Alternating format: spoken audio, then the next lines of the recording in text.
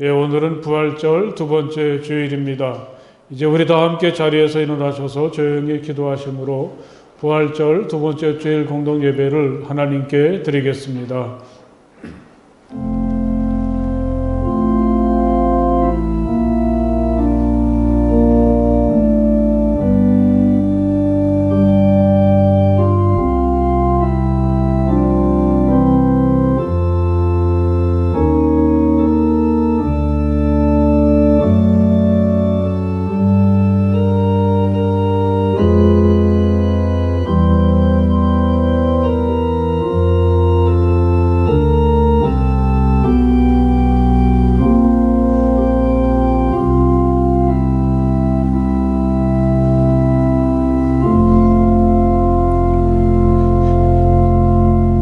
너희 모든 나라들아 주님을 찬송하며 너희 모든 백성들아 그를 칭송하여라. 우리에게 향하신 주님의 인자하심이 크고 주님의 진실하심은 영원하다. 할렐루야. 아멘.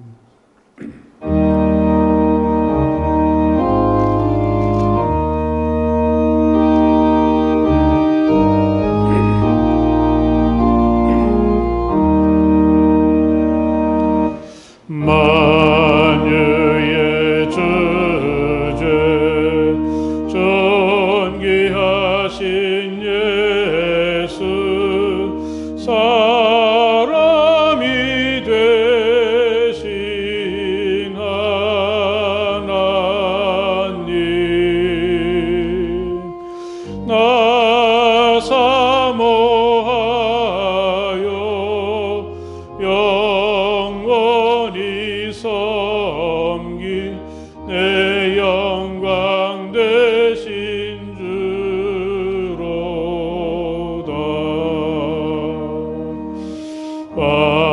화려한 동산 무성한 저수목 다 아름답고 묘하나 순전한 예수도 아름다워 봄 같은 기쁨 주시네.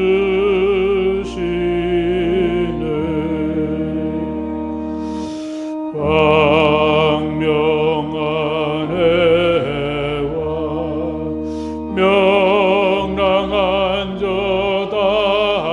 달빛 수많은 별들 빛나나 주 예수 빛은 더 찬란하여 참 비교할 수 없도다.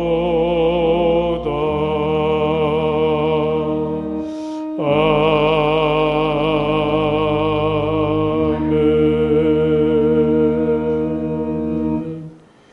이제 우리 다 함께 침묵하시며 마음으로 하나님께 기도를 드리시겠습니다. 하나님, 제가 여기 있습니다. 따뜻한 사랑으로 저를 맞아주시고 제게 있는 모든 부끄러움과 허물들을 용서해 주시며 제가 앓고 있는 질병과 아픔들을 주님의 사랑으로 치유해 주시기 원합니다. 우리 조용히 침묵하시며 마음으로 하나님께 기도 드리시겠습니다.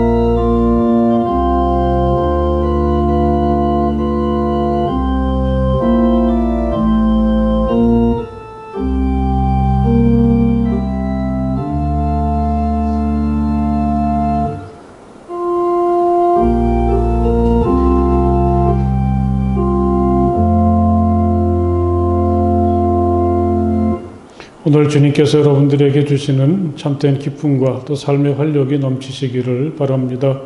주님께서 몸소 생명의 길을 나에게 보여주시니 주님을 모시고 사는 삶의 기쁨이 넘칩니다.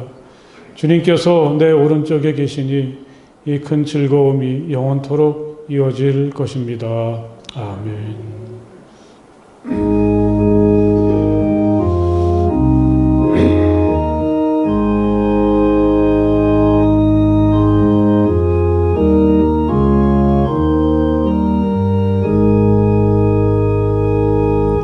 만복의 근원 하나님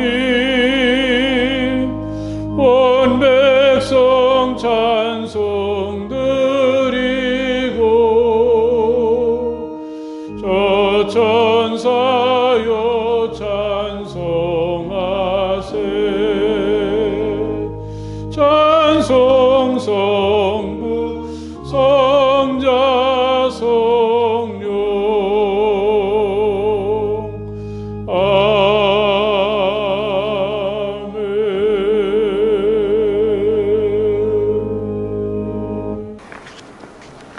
다 함께 기도드리시겠습니다. 감사하신 아버지 하나님, 부활절을 지난 첫 주일을 맞이하여 작은 무리지만 함께하여 아버지 하나님 앞에 예배드릴 수 있도록 인도하여 주심을 감사드립니다. 아버지 하나님, 예전처럼 함께 모여서 예배를 드리지는 못하지만 우리 성함의 식구들을 코로나로부터 지켜주시고 9시 예배와 각자의 처소에서 영상을 통해서 예배하게 하여 주심도 감사를 드립니다. 아버지 하나님, 부족하고 열악한 가운데서도 드려지는 우리들의 예배를 기쁘게 받아주심 바라며 하나님을 향한 우리들의 마음을 긍휼히 여겨주시고 하늘의 은총으로 덮어주시며 채워주시는 귀한 시간이 되어지게 복주심 바랍니다. 아버지 하나님, 예수님을 믿고 따르던 제자들이 예수님의 십자가 사건 이후에 무서워서 함께 모여서 떨고 있을 때에 그곳에 나타나셔서 성령의 숨결을 불어넣어 주시며 권능을 주신 것을 이 시간 기억합니다. 아버지 하나님, 지금 우리들도 바이러스로 인하여 온 세상이 마비되고 온 세상의 경제 활동까지도 중단되어서 극심한 불안과 공포 가운데 우리들이 노출되어 있습니다. 바라기는 불안하여 문을 잠그고 모여있던 제자들에게 들어오셔서 성령의 숨결을 불어넣어 주신 것처럼 우리 모두에게도 그때와 동일한 성령의 숨결을 불어넣어 주셔서 우리 모두가 바이러스를 이기게 하여 주시고 경제적인 불안감을 떨쳐낼 수 있게 도와주셔서 담대하게 세상을 헤쳐나가며 이기게 도와주심을 바라고 원합니다. 아버지 하나님, 하루속히 하나님을 찬양하며 기쁨으로 마음껏 함께 모여서 예배 드리기를 원합니다. 또 하루속히 각자 처한 위치에서 열심히 일하여 수고한 열매로 마음껏 기쁨을 누릴 수 있는 시간이 빨리 올 수 있게 도와주실 것도 간절히 바라고 원합니다. 모든 것을 주님께 의지합니다. 주님의 능력의 손을 바라보며 행하시는 일들을 바라보며 기쁨으로 감사함으로 나아가게 도와주심만을 바라고 원합니다. 말씀을 전하시는 목사님을 기억하여 주시고 성령의 능력을 7배나 더하여 주심 바랍니다. 어려운 시기에 우리 성도들을 위한 기도가 다 응답받게 하여 주시고 전하여 주시는 말씀을 통하여 우리 모두가 위로와 치유의 시간이 되어지게 도와주심 바랍니다. 예배의 시종을 주님께 의지하오며 보혈의 능력이 우리 모두에게 임하여 주심 바라며 우리 주 예수님의 이름으로 잠시 기도드렸습니다. 아멘. 오늘 하나님의 말씀은 요한복음서 21장 1절에서부터 14절까지의 말씀이 되겠습니다. 다 찾으십시오. 요한복음서 21장 1절에서부터 14절까지의 말씀입니다. 요한복음서 21장 1절에서부터 14절까지의 말씀을 이제 제가 봉독하겠습니다. 그 뒤에 예수께서 디베랴 바다에서 다시 제자들에게 자기를 나타내셨는데 그가 나타나신 경위는 이러하다. 시몬 베드로와 쌍둥이라고 불리는 도마와 갈릴리 가나 사람 나다나엘과 세베대의 아들들과 제자들 가운데서 다른 두 사람이 한자리에 있었다. 시몬 베드로가 그들에게 말하기를 나는 고기를 잡으러 가겠소 하니 그들이 우리도 함께 가겠소 하고 말하였다. 그들은 나가서 배를 탔다. 그러나 그날 밤에는 고기를 한 마리도 잡지 못하였다. 이미 동틀 무렵이 되었다. 그때 예수께서 바닷가에 들어서셨으나 제자들은 그가 예수이신 줄 알지 못하였다. 그때 예수께서 제자들에게 물으셨다. 얘들아, 무엇을 좀 잡았느냐? 그들이 대답하였다. 못 잡았습니다. 예수께서 그들에게 말씀하셨다. 그물을 배 오른쪽에 던져라. 그리하면 잡을 것이다. 제자들이 그물을 던지니 고기가 너무 많이 걸려서 그물을 끌어올릴 수가 없었다. 예수가 사랑하시는 제자가 베드로에게 저분은 주님이시다 하고 말하였다. 시몬 베드로는 주님이시라는 말을 듣고서 벗었던 몸에다가 겉옷을 두르고 바다로 뛰어내렸다. 그러나 나머지 제자들은 작은 배를 탄 채로 고기가 든 그물을 끌면서 해안으로 나왔다. 그들은 육지에서 100자 남짓밖에 떨어지지 않은 곳에 들어가서 고기를 잡고 있었던 것이다. 그들이 땅에 올라와서 보니 숯불을 피워 놓았는데 그 위에 생선이 놓여 있고 빵도 있었다. 예수께서 제자들에게 말씀하셨다. 너희가 지금 잡은 생선을 조금 가져오너라.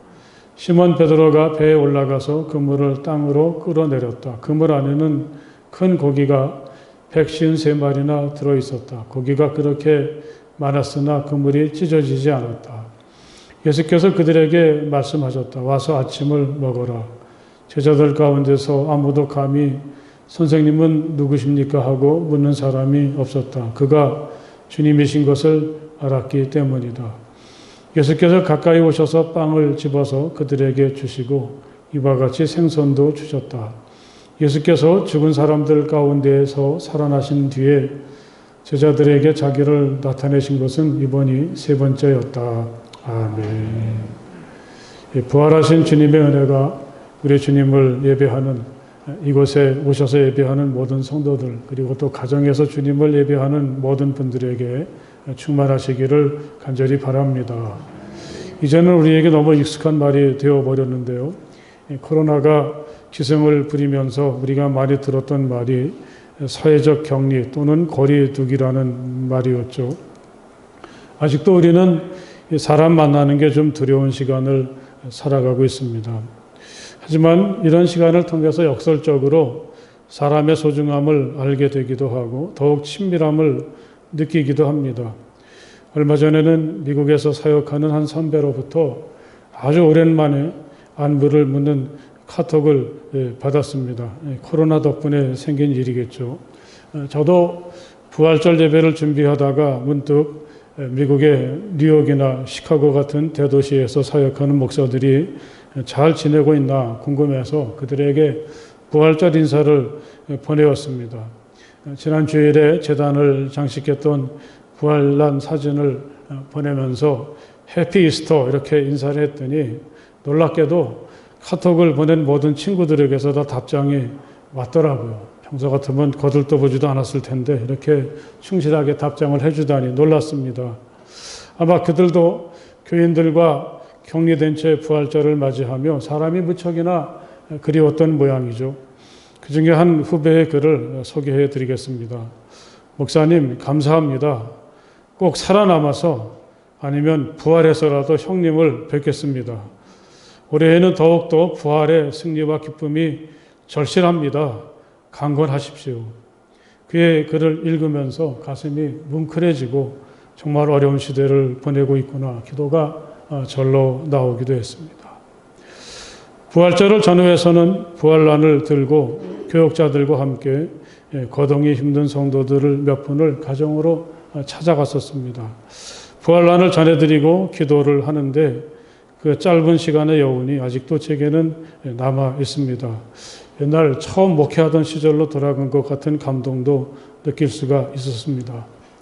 사회적인 격리 또는 거리두기 이런 현상들은 사실은 우리가 더 가까워지고 친밀하게 해주는구나 하는 사실을 절실하게 느꼈던 부활절이었습니다. 우리는 다시 주님의 부활과 관련된 말씀을 함께 읽었습니다. 오늘 있었던 일이 부활하신 주님의 제자들을 세 번째 찾아오신 것이라고 마지막 부분에 설명하죠. 그리고 또 처음에는 그 뒤에 이렇게 시작을 하고 있어서 오늘 일이 앞에서 있던 일과 연관이 있다는 것을 말해주고 있습니다. 막달라 마리아나 베드로 그리고 사랑하시던 제자가 경험했던 이 빈 무덤을 중심으로 했던 이야기는 부활하신 주님께서 제자들을 세 번씩이나 찾아오신 이야기 속엔 포함이 되지 않았습니다. 부활절 저녁에 제자들이 함께 모여 있기는 했지만 문들을 꼭꼭 닫아두었던 곳에 예수가 오셨던 일이 그 첫 번째죠. 그로부터 8해 후에 예수는 다시 그들을 찾아오셨습니다. 도마를 위해서 오셨습니다. 도마는 부활절 저녁에 그곳에 없어서 부활을 믿을 수 없었는데 친절하게도 예수님은 그 도마를 위해서 다시 그들을 찾아오셨고 도마는 그때 예수님의 손과 옆구리의 상처를 보고 만지고 나서 예수님의 부활을 믿게 되죠. 나의 주, 나의 하나님이라고 주님을 고백했습니다. 그렇지만 예수님에게 또 한 방 먹지 않습니까? 너는 나를 보았기 때문에 믿느냐? 나를 보지 않고도 믿는 사람은 복이 있다. 그리고 바로 오늘 이 디베랴 바닷가에 부활하신 예수가 그들을 찾아오신 것이 세 번째라고 이야기하고 있습니다. 이 과정을 생각해 보면서 한 가지 느껴지는 것이 있었습니다. 왜 예수님이 세 번씩이나 부활하신 다음에 제자들을 찾아가셨을까? 부활은 제자들에게도 믿기가 쉽지 않은 일이 아니었을까? 우리는 한눈에 척 알아보았고 한 번으로 충분했다. 그리고 조금도 흔들리지 않았다. 이게 아니었습니다. 그들은 빈 무덤을 보고서 엉뚱한 생각을 했고 막상 주님이 자기 앞에서 말을 건네셔도 부활을 믿지 못했습니다. 예수가 그들이 있는 곳까지 직접 찾아오셔서 손과 옆구리의 상처까지도 보여주셨지만 그게 그 이후에 제자들의 삶엔 별 영향을 끼치지 못했던 모양이죠. 심지어 도마도 있습니다. 예수는 다시 그들에게 오셔서 도마를 믿음으로 초대해 주셨지만 아직도 그들은 부족합니다. 어떤 때는 우리는 주님을 보았어 또는 나의 주, 나의 하나님이라고 고백하지만 그때뿐이죠. 그래서 주님은 오늘 세 번째로 다시 제자들을 찾아오십니다. 이렇게 이 말씀을 묵상을 해보면 이 사람들의 부활에 대한 증언은 참 솔직하고 우리에게 용기와 힘을 줍니다. 아마 우리들 중에도 나는 왜 부활에 대한 확신이 없을까? 부활절은 지났지만 난 달라진 게 하나도 없어. 난 정말 믿음이 없나 봐. 지난 한 주간을 이렇게 보내신 분들도 아마 틀림없이 있지 않습니까? 우리도 그랬습니다. 우리도 주님의 부활을 정말 믿기가 쉽지 않았어요. 주님을 보면 믿어지다가도 뒤돌아서면 의심하게 되고 그러기가 한두 번이 아니었습니다. 그들이 거듭되는 부활의 이야기를 우리에게 소개할 때 그들은 그 이면에서 이렇게 우리들에게 솔직하게 자기들의 믿음 없음을 고백하고 있는 거죠. 만일 부활하신 주님이 우리를 세 번째 찾아오지 않으셨다면 우리 오늘은 전혀 생각할 수가 없습니다. 우린 그냥 옛날로 돌아가고 말았을 것입니다. 이런 고백이 이 말씀 속에 담겨져 있습니다. 부활하신 주님이 세 번씩이나 제자들을 찾아오셨다는 것은 그들이 부활을 믿을 때까지 부활하신 주님처럼 살 수 있을 때까지 충분하게 끝까지 주님은 찾아오셨다는 것을 강조하는 대목이라고 하겠습니다. 우리 말에도 적당한 표현인지 모르겠지만 그 3세번이라는 말이 있지 않습니까? 너희가 나를 택한 것이 아니라 내가 너희를 택하여 세운 것이다. 십자가를 앞에 두고 하셨던 주님의 말씀은 지금도 여전히 살아 있습니다. 너희가 나를 붙잡고 있는 게 아니라 내가 너희를 붙잡고 있다. 나는 결코 절대로 너희들을 포기할 수 없다. 주님의 이런 마음이 부활하신 다음에 세 번째 제자들을 찾아오셨다는 이야기 속에서 우리는 읽을 수가 있습니다. 그들은 이미 부활하신 주님을 두 번이나 보았으니까 세 번째는 그 반가움이나 감동이 줄어들 수도 있었을 텐데 오히려 오늘의 이 세 번째 만남은 그들에겐 정말 중요하고 운명적인 시간이라고 하겠습니다. 오늘 말씀은 우리에겐 낯설지 않습니다. 누가복음 5장에 베드로와 세베대의 두 아들들 야고보와 요한이 처음 제자로 부르심을 받았을 때 이야기와 많이 비슷하죠.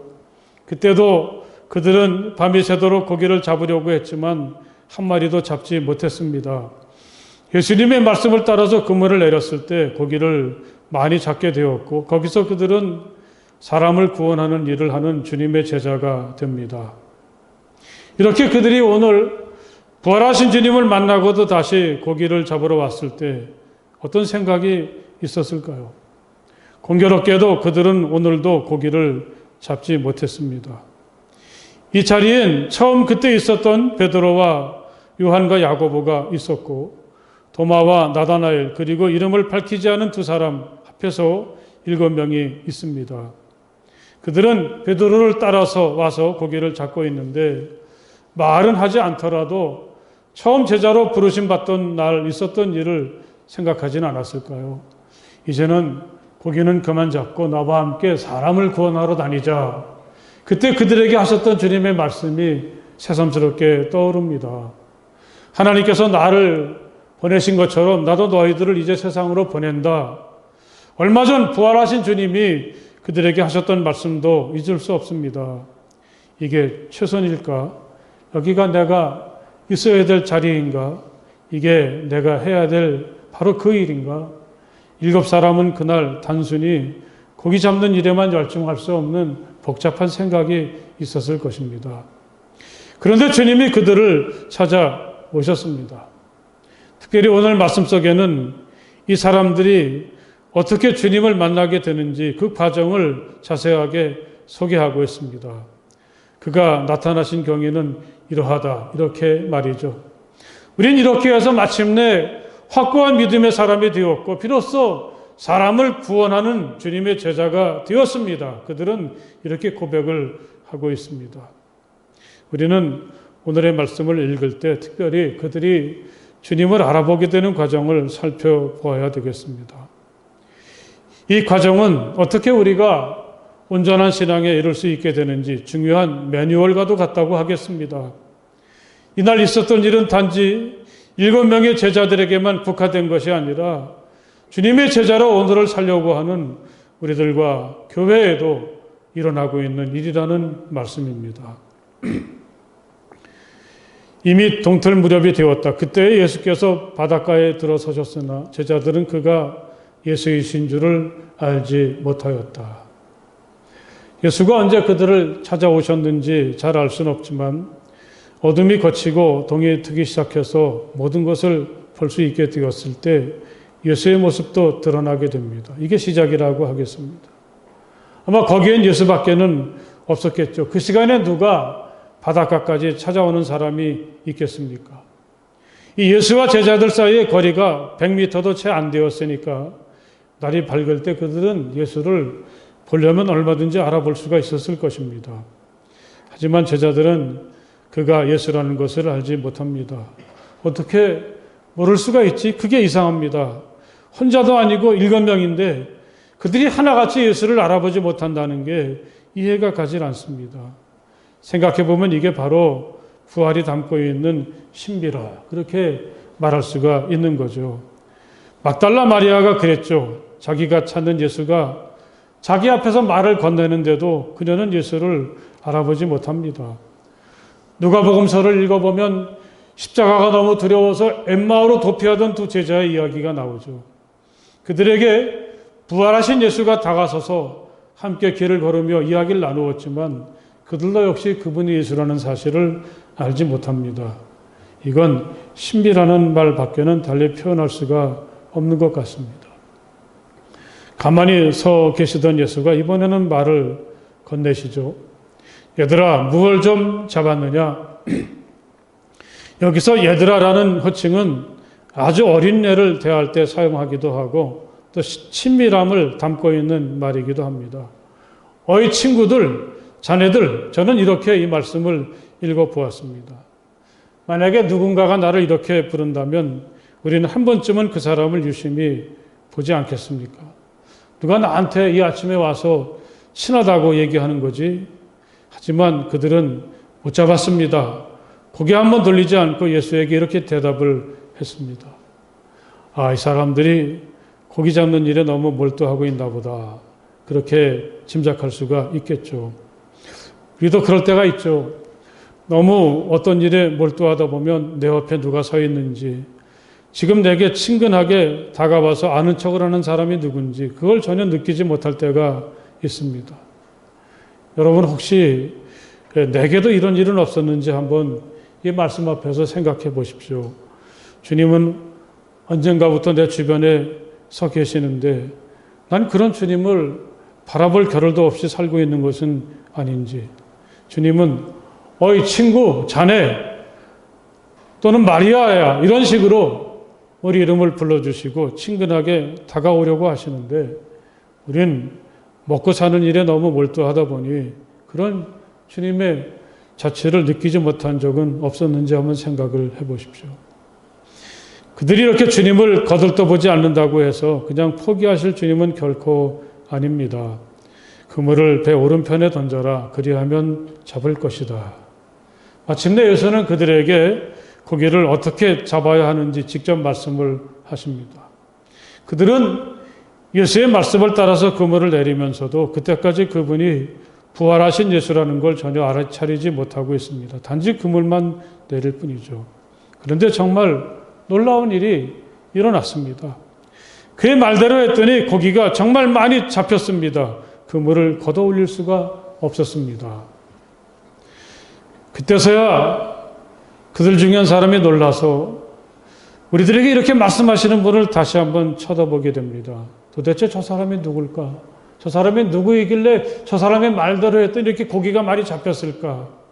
그분을 가만히 살펴보니 그는 다름 아닌 부활하신 예수였습니다.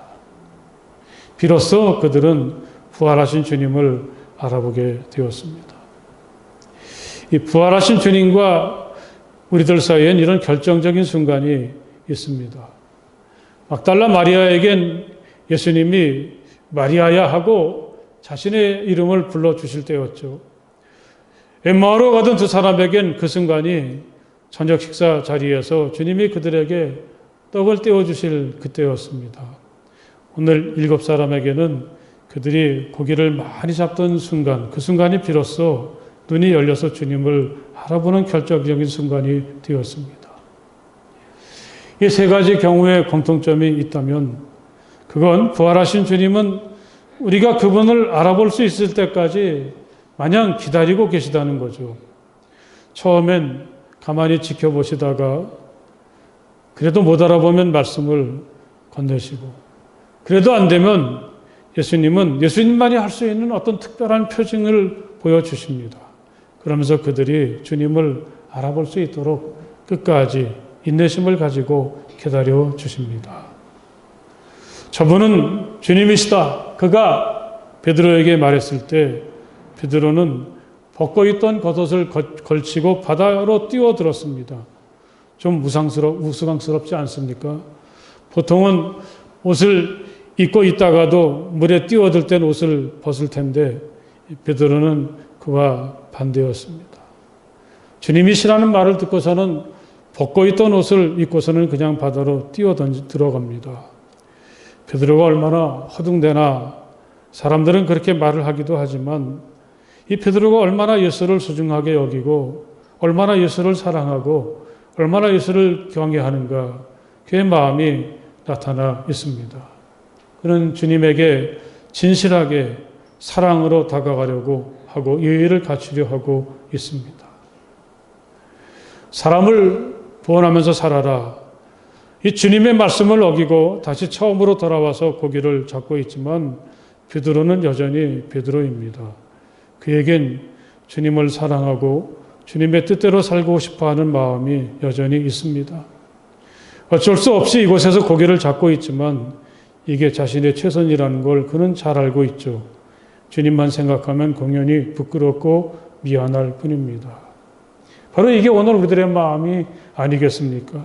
정말 예수를 잘 믿고 싶은데, 멋지게 세상을 살고 싶은데 그게 잘 안 됩니다.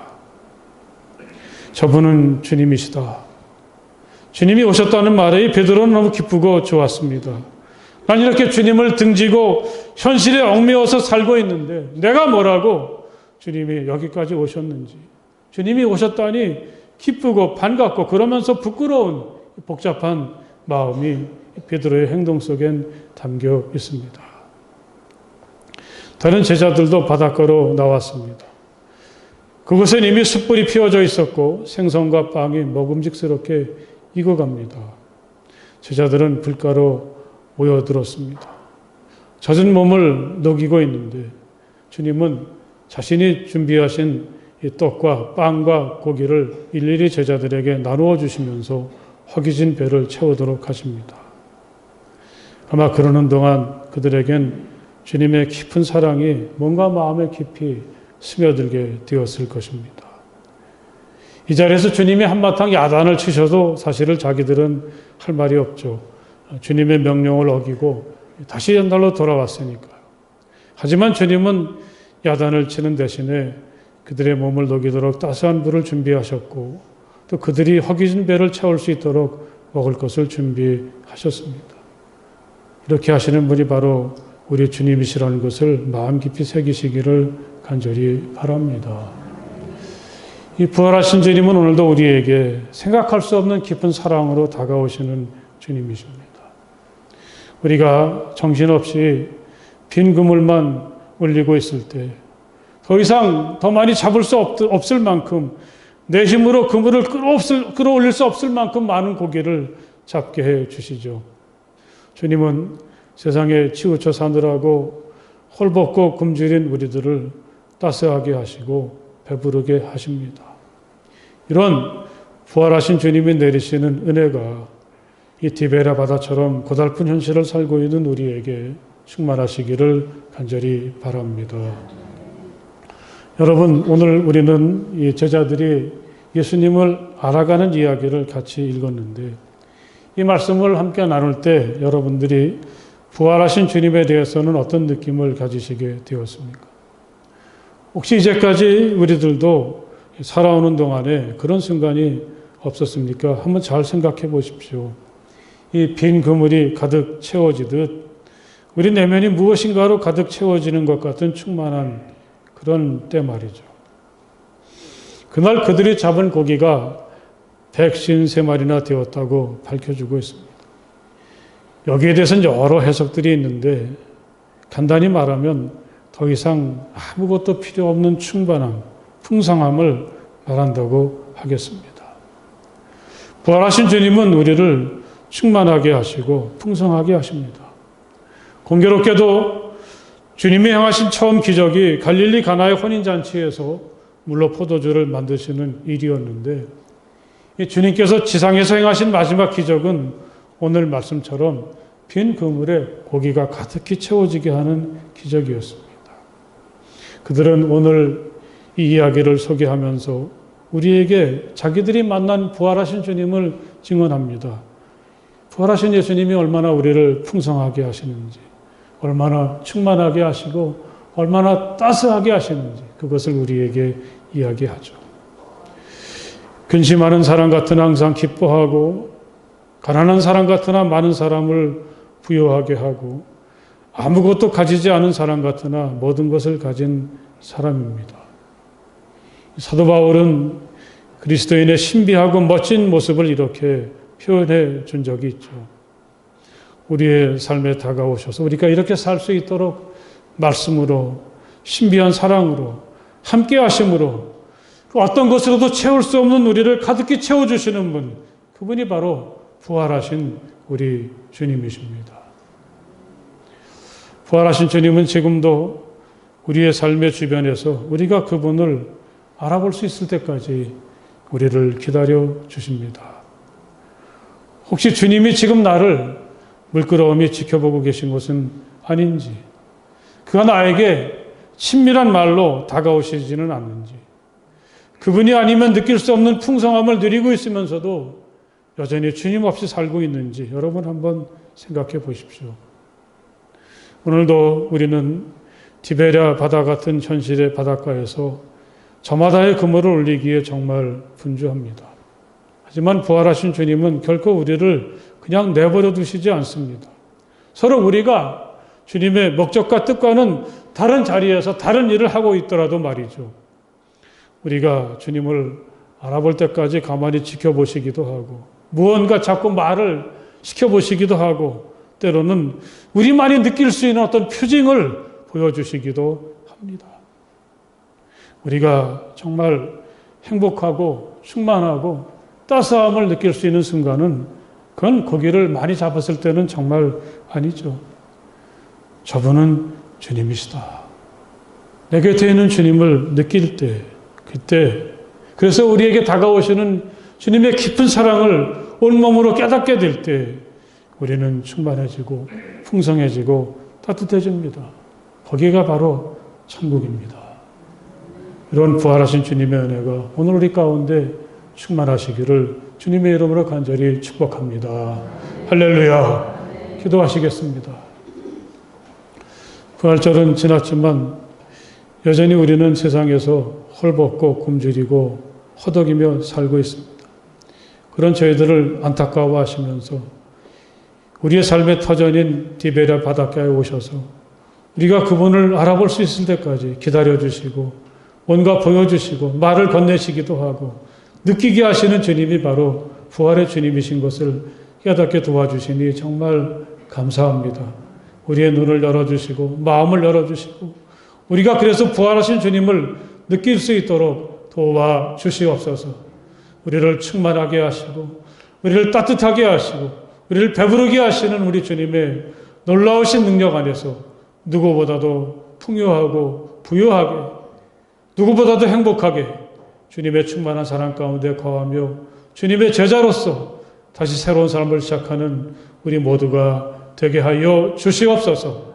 예수님 이름으로 간절히 기도드렸사옵나이다. 아멘.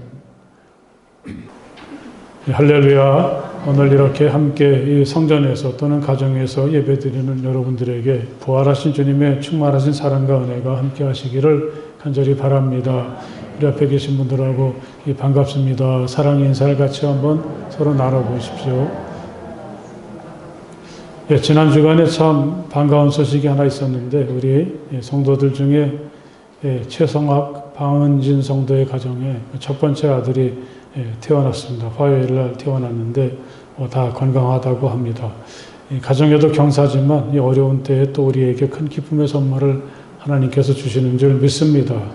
우리 방호일 김비금 권사님 댁에 가족이 하나 더 늘어나기도 했습니다.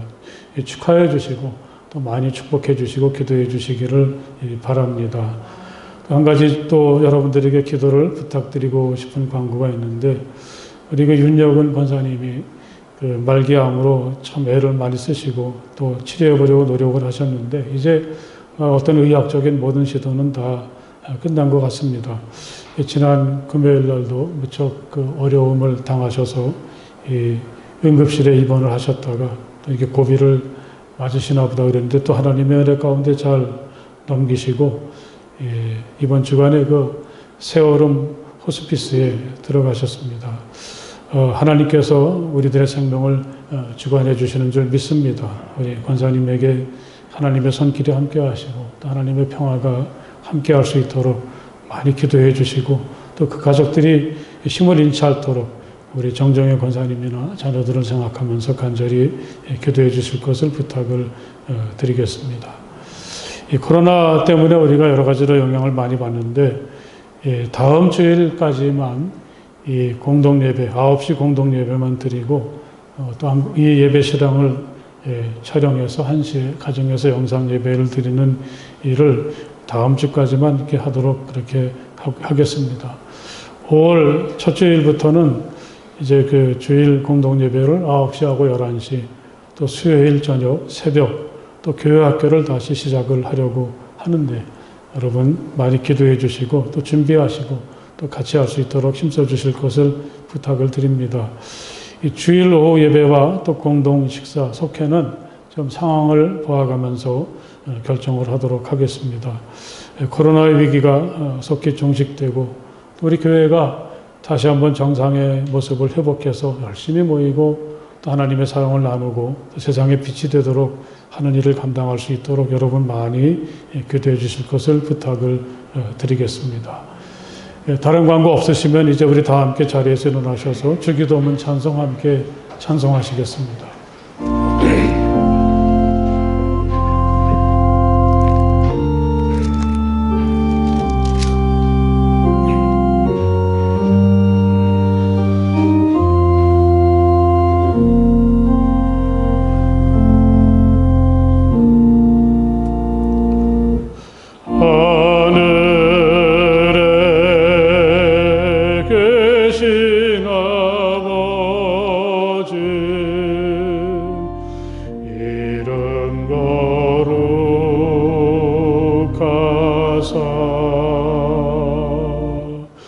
주님 나라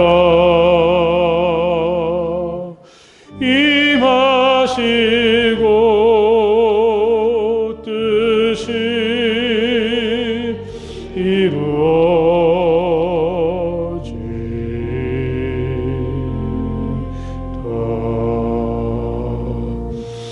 일용할 양식 주시고 우리들의 큰 죄 다 용서하옵시고 또 시험에 들게 마시고 악에서 구원하소서. 대개 주의 나라 주의 권세 주의 영광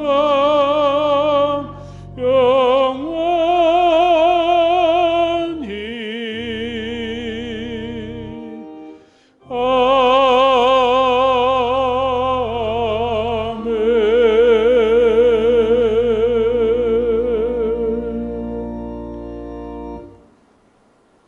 이제는 우리 주 예수 그리스도의 그 크신 은혜와 우리 아버지 하나님의 그 넓고 무한하신 사랑하심과 성령님의 감화하시고 교통하심이 감사와 기쁨으로 우리 주님을 찬양하고 경배하는 모든 주님의 자녀들 가운데 영원토록 함께하여 주시기를 간절히 축원하옵나이다.